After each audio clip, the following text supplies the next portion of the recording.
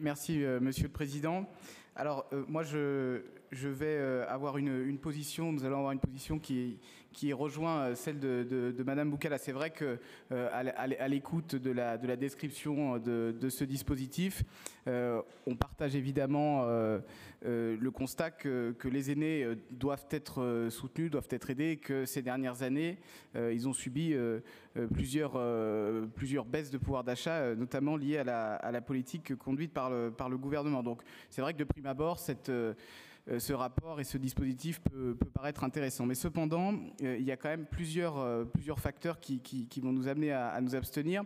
Le premier, c'est, je crois aussi que sur les compétences, qui serait plutôt, ce rapport, en tout cas ce dispositif, irait plutôt dans les compétences du conseil départemental. Alors, c'est vrai qu'on peut avoir une souplesse, mais je regrette que cette souplesse ne s'applique pas à chaque fois. Moi, je me rappelle que j'avais proposé ici un amendement, notamment sur la médiation numérique, qui concernait aussi les aînés, et on m'avait répondu que ce n'était pas de la compétence de la région, malheureusement.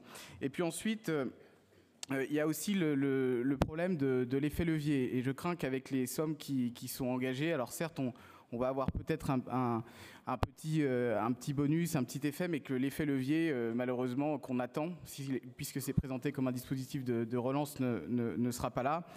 Et puis enfin, mais on le constatera après peut-être l'expérimentation, je n'imagine pas que ce dispositif soit lié aux futurs enjeux électoraux, et qu'avec la distribution de ces cartes dans les clubs seniors. Mais en tout cas, nous serons attentifs au déploiement du dispositif et au rapport qui sera fait d'évaluation après l'expérimentation. Je vous remercie.